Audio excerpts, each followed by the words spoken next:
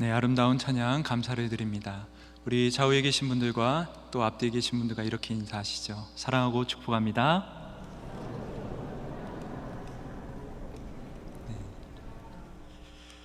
신방을 하면서 가장 많이 듣는 기도 제목 중에 하나는 오늘 설교 제목입니다. 뭘까요? 설교 제목이 뭘까요? 네, 신앙생활 잘하기. 여러분, 신앙생활 잘하고 싶으신가요? 네. 그렇다면 신앙생활 잘한다는 것이 과연 뭘까요? 신앙으로 산다라고 하는 것은 과연 무엇을 의미할까요? 오늘 이 주제에 대해서 함께 생각해 보고자 합니다. 제가 어린 시절에 무당이 굿을 하는 것을 보았습니다. 징을 치고 소리를 지르고 펄떡펄떡 뛰면서 무엇인가를 외웠습니다. 그 옆에는 굿을 청한 사람들의 간절한 기도의 모습이 있었습니다. 두 손을 비비면서 간절하게 무엇인가를 기도를 했습니다. 그 모습을 지켜보는데 어린 마음에도 얼마나 간절하고 숙연해 보이던지요. 우리가 기도하는 모습과도 굉장히 비슷해 보였습니다. 굿을 하기 위해서는 돈이 많이 필요합니다. 적어도 수백만 원이 듭니다. 그러나 그들은 그것을 전혀 아까워하지 않습니다.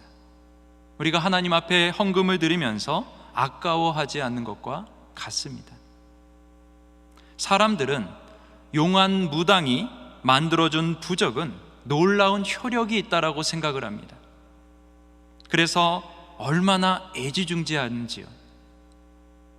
지갑에 넣고 다니고 바지에 넣고 다니고 심지어 속옷에도 넣고 다닙니다. 우리가 성경을 가지고 다니는 것은 비할 바가 되지 못합니다. 그러나 우리는 무당을 찾아가고 구출하는 사람들을 가리켜서 신앙인이라고 말하지 않습니다. 오히려 그들을 미신을 좇는 자, 우상을 섬기는 자라고 말합니다.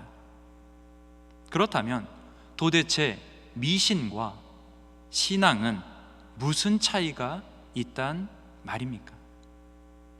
결론부터 말씀드리면 미신은 사람이 자신의 돈과 능력 그리고 간절한 기도 등을 통해서 신의 마음을 달래고 얼러서 자기가 원하는 것을 이루는 것입니다. 구출하면 빠지지 않고 준비하는 것이 있습니다. 바로 제사상입니다. 얼마나 많은 음식들이 차려지는지 모릅니다. 육회공, 각종 음식들이 이 상 위에 올라갑니다. 제사상 하나 차리는 비용만 해도 수십만 원이 넘게 듭니다. 이러한 제사상, 과연 누구를 위하여 차리는 것일까요? 귀신을 위해서 차립니다. 제가 이렇게 고기도 드리고 떡도 드리고 술도 드리고 그럴 테니까 그만 노여움을 푸시고 우리 가정 잘 되게 해주십시오. 이러한 의미를 가지고 있습니다. 이렇게 거하게 차려서 대접하고 그 앞에서 춤도 추고 노래도 부르며 귀신의 마음을 즐겁게 함으로 자신의 목적을 달성하는 것, 그것이 바로 미신입니다. 이러한 미신의 중요한 특징이 있다면 자신은 결코 변하지 않는다는 것입니다. 자신은 그대로 있습니다. 다만 자신이 믿고 있는 신, 그 신을 변화시키는 것이죠. 반면에 신앙은 하나님을 변화시키는 게 아닙니다. 나 자신이 변하는 것입니다. 하나님의 말씀으로 자신의 생각이 변하고 말이 변하고 더 나아가서 삶이 변하는 것, 그것이 바로 신앙입니다. 신앙에서 하나님을 믿느냐 믿지 않느냐 중요합니다. 그러나 그것보다 훨씬 더 중요한 것은 내가 어떤 믿음을 가지고 있느냐입니다. 왜냐하면 자기 변화를 수반하지 않는 신앙은 미신에 불과하기 때문입니다. 우리는 얼마나 미신과 같은 신앙생활을 하는지 모릅니다. 대표적인 것 중에 하나가 우리가 드리는 기도입니다. 여러분 들어보셨나요? 하늘 보좌를 움직이는 기도, 혹은 하늘 보좌를 흔드는 기도. 어린 시절에 부흥회를 가면 부흥 강사들이 종종 이런 말씀들을 하셨습니다. 우리의 기도를 통하여 하늘 보좌를 흔들어야 한다고. 그러면 하나님께서 우리의 기도를 들어주실 것이라고. 그러니 더 크게, 더 열정적으로, 열렬히 기도하라고. 과연 우리가 열정적으로, 열렬히 기도하면 하늘에 있는 보좌를 흔들 수 있을까요? 여러분 가운데 혹시 방언을 사모하시는 분이 계신가요? 방언을 받으려면 어떻게 해야 될까요? 어른들이 종종 이렇게 말씀하셨습니다. 소나무 뿌리를 하나 뽑아야 된다. 산에 가서 소나무 뿌리를 붙잡고서 그 뿌리가 흔들릴 때까지, 뽑힐 때까지 간절히 기도하면 방언을 받을 수 있다라고, 그렇게 많은 어른들이 이야기를 해주셨습니다. 그래서 얼마나 많은 사람들이 산에 올라가서 소나무 뿌리를 뽑았는지 모릅니다. 혹시 이 자리에도 소나무 뿌리 뽑으신 분이 계신가요? 하늘 보좌를 흔드는 기도, 또 소나무 뿌리를 뽑는 기도, 하나같이 자신의 간절함과 열심과 열정으로 좀 하나님을 어떻게 좀 해보겠다라는 그러한 모습 아닙니까? 자신은 전혀 변화되지 않고 하나님만 변화시키겠다라는 것, 과연 이것이 신앙일까요? 아니면 미신일까요? 올바른 신앙이란, 올바른 기도란, 기도를 통하여 하나님을 바꾸는 것이 아니라 나 자신이 바뀌는 것입니다. 간절한 기도를 통해서 하나님의 마음을 변화시키는 것이 아니라 내 마음이 변화되는 것입니다. 그래서 제대로 기도를 하면 기도하는 나 자신이 바뀝니다. 내가 변화되어집니다. 오랫동안 기도를 했음에도 불구하고 아무런 변화가 없다? 그렇다면 기도를 잘못하고 있는 것입니다. 이처럼 신앙이란 나 자신이 변하는 것입니다. 하나님 앞에서 날마다 나 자신이 조금씩 변화되어지는 것, 그것이 바로 신앙입니다. 오늘 본문의 말씀은 신앙이 변화된 삶임을 우리에게 잘 보여주고 있습니다. 오늘 우리가 함께 읽은 말씀은 로마서입니다. 로마서는 총 16장으로 되어 있습니다. 로마서는 크게 두 부분으로 나눌 수가 있습니다. 1장부터 11장까지는 교리적인 내용을 다룹니다. 그리고 나머지 12장부터 16장까지는 실천적인 내용을 다룹니다. 곧 앞부분에서는 예수 그리스도 안에 나타난 하나님의 구원에 대한 그러한 교리의 가르침들을 주고 있고, 또 뒷부분에서는 이러한 구원의 은혜를 입은 성도들이 어떻게 삶을 살아야 하는지, 이것에 대한 교훈을 주고 있습니다. 로마서 12장 1절과 2절은 이러한 구원받은 성도들의 삶의 원리에 대한 대원칙을 말해줍니다. 한마디로 12장부터 16장까지에 펼쳐진 그리스도인의 삶에 대한 실천적인 내용의 총론에 해당하는 것입니다. 그래서 바울은 로마서 12장 1절에서는 너희의 몸을 하나님께서 기뻐하시는 거룩한 산 제사로 드리라고 말합니다. 날마다 우리의 삶 전체를 하나님께서 기뻐하시는 제사, 곧 살아있는 예배로 드리라는 것입니다.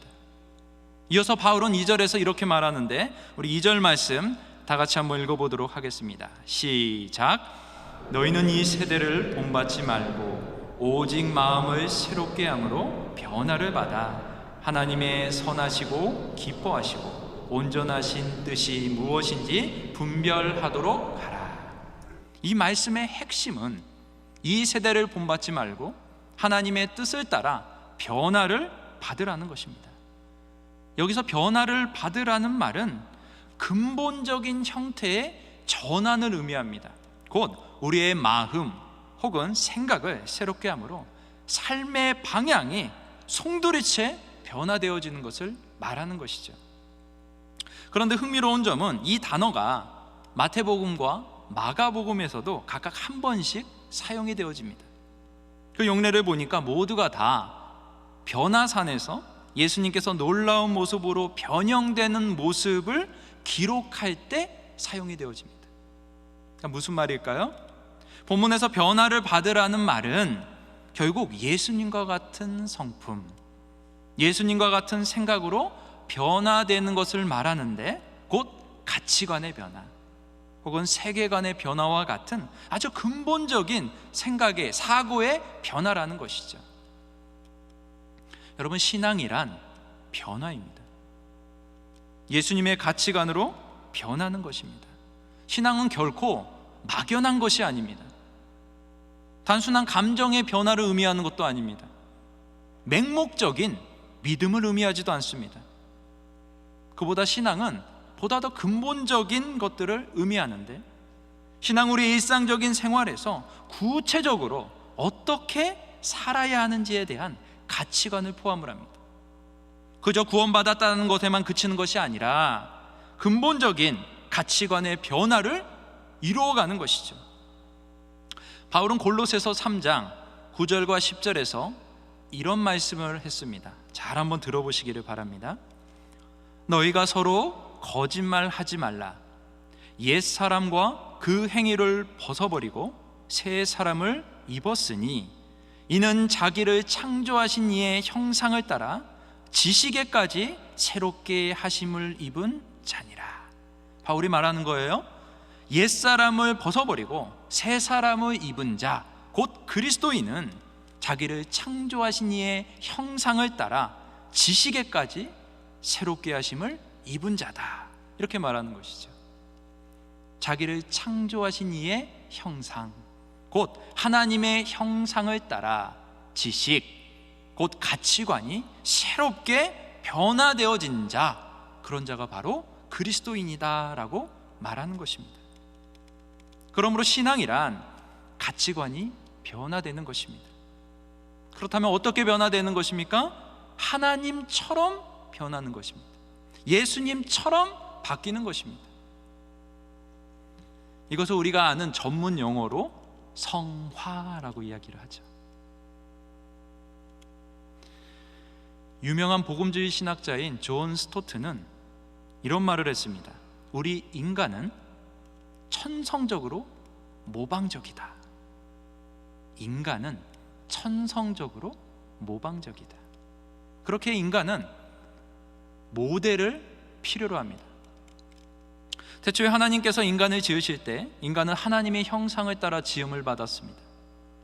인간이 하나님의 형상대로 지음받았다라는 말은 하나님의 닮은 꼴로 만들어졌다라는 것입니다. 그러니까 하나님처럼 말하고 하나님처럼 생각하고 하나님의 가치관을 갖도록 그렇게 지음받았다라는 것입니다. 이처럼 인간은 천성적으로 하나님의 형상을 따라 지음을 받았습니다. 그래서 하나님은 인간의 최초의 모델입니다. 하지만 인간이 죄를 짓자 우리 안에 있던 하나님의 형상이 깨집니다. 왜곡되고요, 더럽혀집니다. 그 결과 인간은 하나님이 아닌 다른 것을 본받기 시작했습니다. 그것이 바로 세상입니다. 그래서 바울은 말하는 것이죠. 너희는 이 세대, 곧 이 세상을 본받지 말라. 우리나라의 복음이 전래되었을 때 교회는 우리 사회에 지대한 영향을 미쳤습니다. 우리나라의 근대식 교육은 교회를 본받아서 시작되었습니다. 선교사들에 의해서 체계적인 주일학교 교육이 시작되었죠. 이화학당, 배제학당 등 수많은 학당들이 생겨났고, 이러한 학당들이 발전하여 대학, 이화여대, 숙명여대, 연세대학교가 되었습니다. 교회를 통해서 어려운 한문이 아니라 한글 성경이 보급되면서 절대 빈곤층의 문맹률이 현저하게 떨어졌습니다. 그뿐만이 아니죠. 광해원, 예수병원 등 근대식 의학이 보급이 되고 또 서양 음악도 전달이 되었습니다. 농업과 어업 중심의 생산 중심의 1차 산업에서 이제 서비스 중심의 2차 산업으로의 변화, 또 만민의 평등과 자유사상이 확산되게 된 것도 바로 초기에 한국 교회의 영향을 받아서입니다. 이처럼 초기의 교회는 교육, 경제, 정치, 문화 등 사회 모든 영역에서 세상을 앞서갔으며 주도해 갔습니다. 한마디로 세상이 교회를 본받았습니다. 그랬던 교회가 이제는 세상을 본받고 있습니다. 세상을 따라가고 있습니다. 돈이면 다 된다는 황금 만능주의, 천박한 자본주의가 어느새 교회 안에 굳게 자리를 잡았습니다. 외형을 중시하는 가치관이 교회를 지배하고 있습니다. 덕분에 교회 건물은 훨씬 더 세련되고 웅장해졌습니다. 수십억을 넘어 수백억, 수천억에 달하는 예배당이 등장했습니다. 선명한 복음의 진리를 가르치고 전파하기보다는 문화와 교양 프로그램들이 그 자리를 대체해버렸습니다.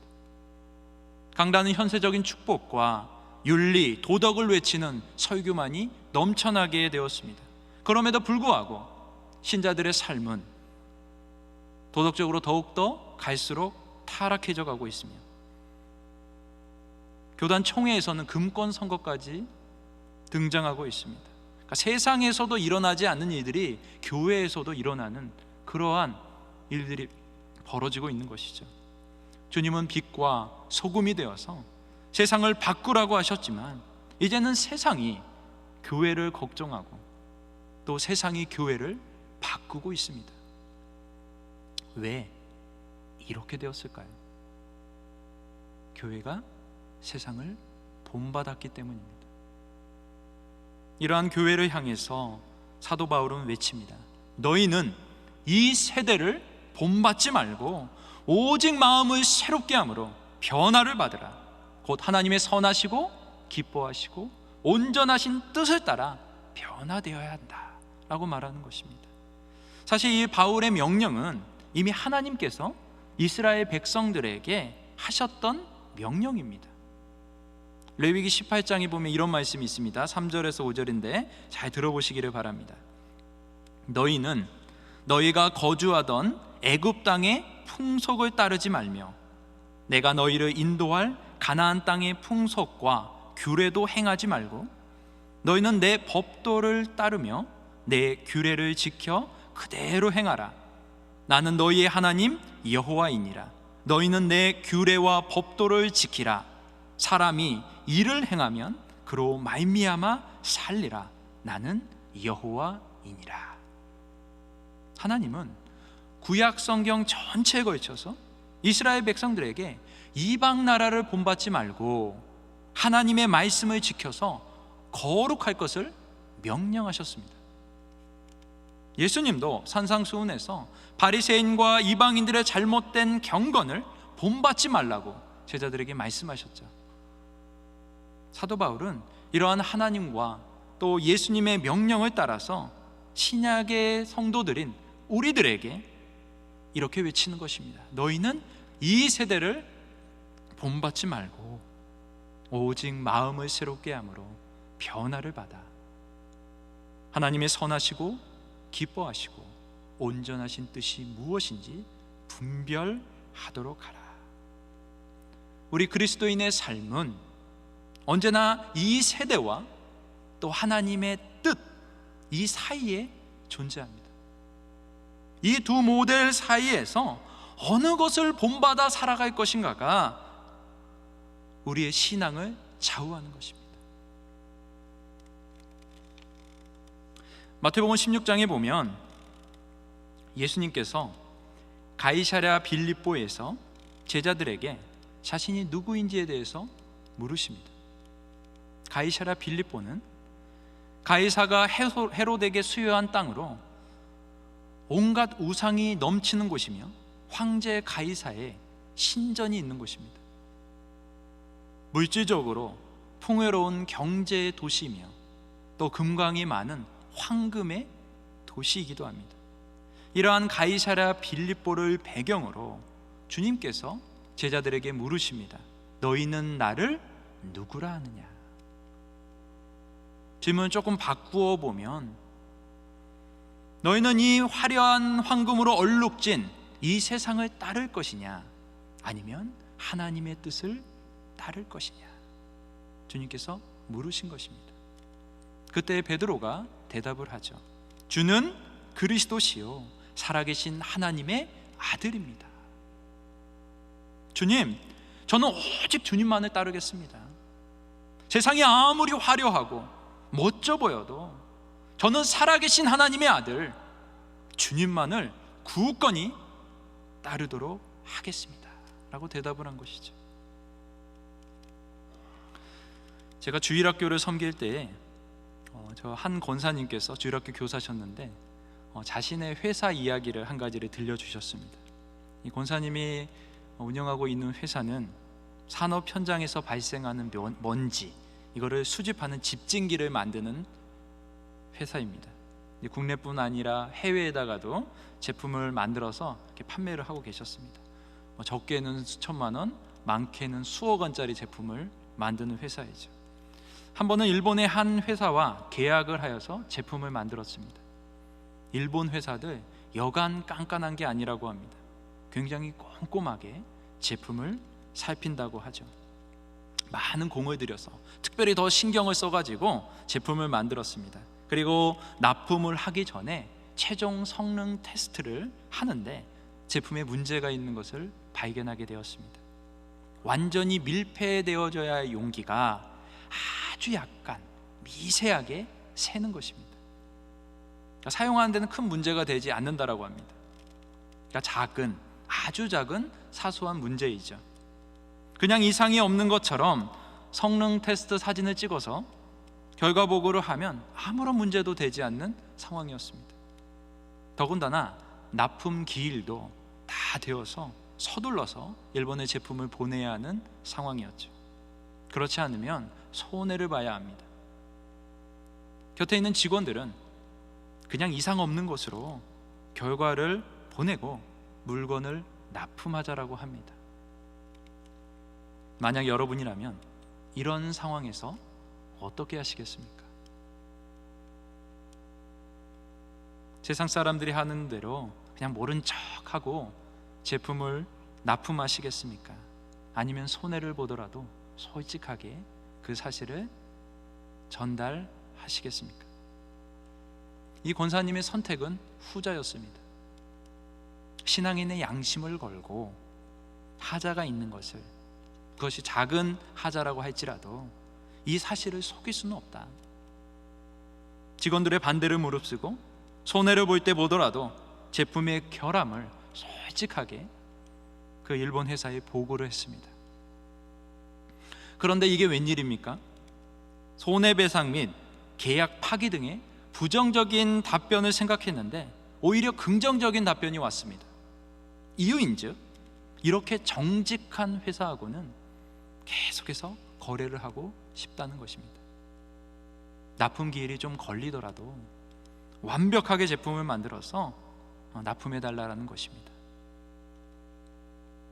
세상의 방식이 아니라 하나님의 뜻을 따랐습니다. 손해볼 줄 알았죠. 회사가 어려워질 줄 알았습니다. 그러나 오히려 그것이 유익이 되었고 복이 되었습니다. 이 사건 이후에 회사의 이러한 노력을 인정을 받아서 다른 일본에 있는 회사, 그 회사보다 훨씬 더 큰 회사에서 거래를 하자라는 그러한 연락이 왔습니다. 계약 금액도 훨씬 큰 금액으로 거래를 하게 되어졌죠. 지금도 이 회사는 선교에 굉장히 힘을 쓰는 회사입니다. 선교사들을 위해서 선교사들이 쉴 수 있는 그러한 집을 좀 짓고 있고, 또 그런 데다가 많은 회사의 돈을 쏟아붓고 있습니다. 말씀을 정리하겠습니다. 사랑하는 성도 여러분, 신앙이란 하나님이 아닌 나 자신이 변화되는 것입니다. 특별히 나의 가치관, 나의 생각이 하나님을 따르는 가치관, 곧 성경적인 세계관으로 변화되어지는 것입니다. 따라서 신앙생활을 잘한다라는 것은 바른 기독교적 가치관으로 끊임없이 우리의 마음을 새롭게 하는 것입니다. 복잡한 현실 속에서 이 기독교 가치관을 가지고 살아가는 것 결코 쉽지 않습니다. 삶에 중요한 일이 생길 때 신앙적으로 판단하고 결정하는 것 쉬운 일이 아닙니다. 기독교 가치관은 혹은 세계관은 하루아침에 형성되는 것도 아닙니다. 이것은 길러지는 것입니다. 따라서 훈련이 필요하죠. 아주 작은 것, 아주 사소한 것에서부터 하나님의 뜻을 따라서 판단하고 결정하는 훈련을 해야 됩니다.